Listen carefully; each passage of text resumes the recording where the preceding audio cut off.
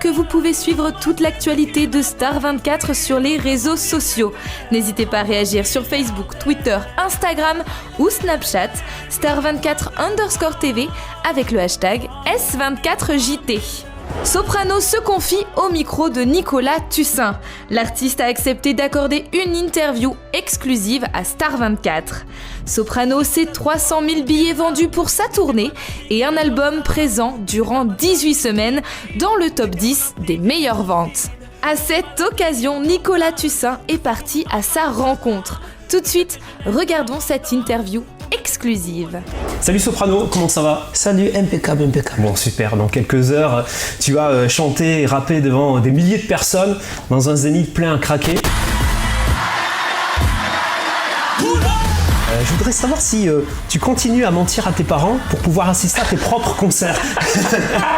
Parce que je sais que tu l'as fait pendant très longtemps. Je l'ai fait, j'ai même sorti 2 albums, je crois, comme ça. Ouais. Ça veut dire des albums, j'avais sorti un album avec, à l'époque, à Keops, le DJ Dayam sortait des albums. Je me rappelle, c'était notre premier disque qui est sorti dans les bacs. Mes parents, ils ne savaient pas. Quand on a sorti notre premier album avec les psychiatres de la rime, mon groupe, mes parents ne le savaient pas. Ouais. Mon père a découvert qu'on avait sorti un disque parce qu'il y avait une chanson qui tournait à la radio qui s'appelait Le son des bandits à l'époque. C'était en 2001, je te parle de ça. Il m'a fait un peu la morale, mais quand même, depuis, ça a bien changé. Mais aujourd'hui, ils sont conscients justement de ce succès parce que là, j'ai vu les chiffres, c'est énorme. Tu es bientôt disque de diamant, ouais. 300 000 billets vendus pour ta tournée. Quel regard ils portent sur ce succès-là? Ils sont fiers. Ouais. Ils sont fiers. Après, ils ne comprennent pas.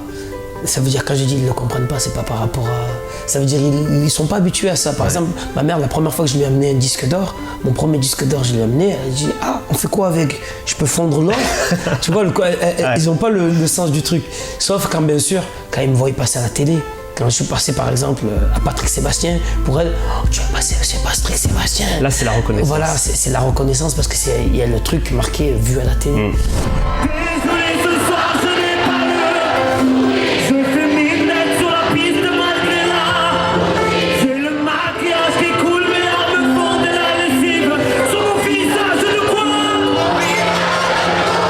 Ta plus grande richesse, c'est pas ça justement d'avoir pu travailler en famille, en équipe, peut-être plus que l'argent, le succès, la reconnaissance, c'est partager ça avec des potes. Tu sais, il y a des fois on me proposait des contrats, des trucs de fou avec des chiffres, je te dis même pas, des trucs de fou.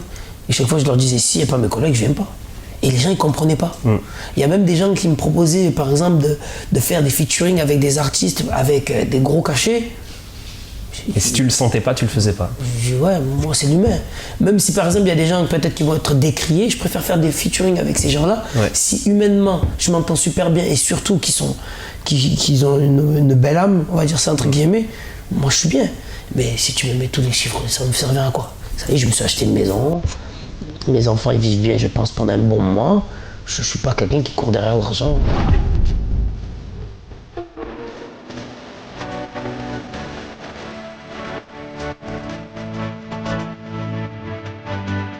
Le nouvel album qui est prévu pour 2016. C'est ça. Est-ce qu'on peut en savoir un petit peu plus?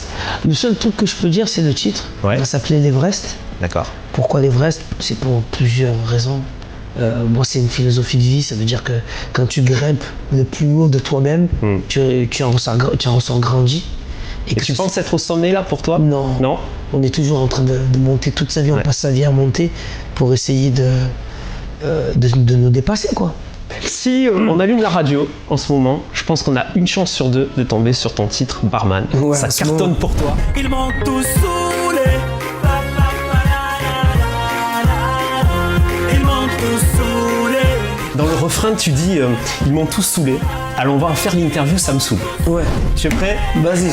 Une laryngite en plein concert. Est-ce que ça me saoule. Est-ce que ça te saoule? Oh, ça me saoule. C'est ce que tu vis en ce moment en plus. Ah ouais, là ça fait 3-4 concerts là. Oh là là, c'est la panique, même ça s'entend, même j'ai du mal à parler et tout. C'est la panique. Neuroflash, partenaire de la tournée, ah ouais, j'imagine. Il y aura Neuroflash.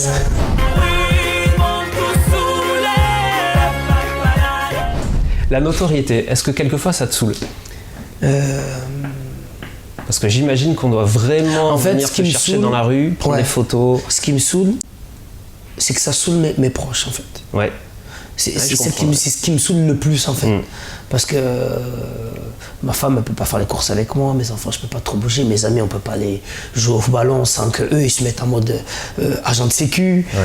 C'est ça qui est un peu compliqué. Parce que dans mon cas où tout seul, les gens ils sont pas méchants avec moi, au contraire. Même ceux qui n'aiment pas ma musique, au contraire, ils se déplacent, ils viennent me voir et ils viennent parler, ils me disent continue ton message ou on aime bien ce que tu es. Donc ça me saoule pas moi, mais tout ce qu'il y a autour, ouais.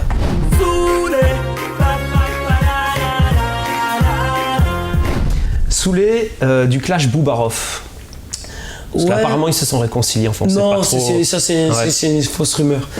Moi, ce que je suis saoulé, et même je suis sûr que. Parce que toi, t'es pas dans ça, t'es pas dans cette philosophie. Non. Alors, j'imagine que tu dois avoir du recul sur ça. Moi, j'ai un big recul. Déjà de un, parce que j'ai pas le même message que je fais pas la même musique. J'ai peut-être même pas le même caractère, j'ai peut-être même pas la même histoire, même si on a grandi dans le même environnement.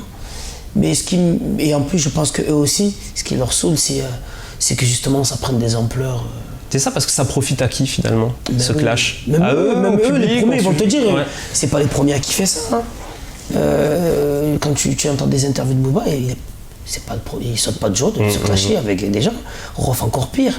Tu vois, lui en plus tout ça l'amène jusqu'à la prison. Donc tu vois, c'est dommage parce que c'est des artistes de talent et dans leur domaine, tu vois. Et surtout, parce que moi je respecte beaucoup les gens qui traversent le temps.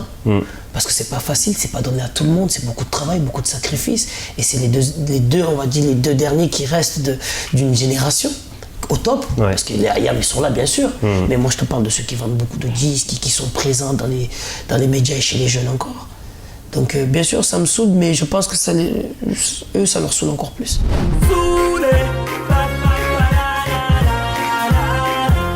Et pour finir, saoulé de n'avoir jamais conclu avec Alicia Keys? Chérie, tu peux éteindre l'interview maintenant et je vais parler d'Alicia Keys là. On a hâte de découvrir ce nouvel album. Merci beaucoup Soprano pour cette interview, c'était cool. Merci à toi, désolé, je suis un peu malade, mais je suis là. Nekfeu revient avec le clip Question d'honneur.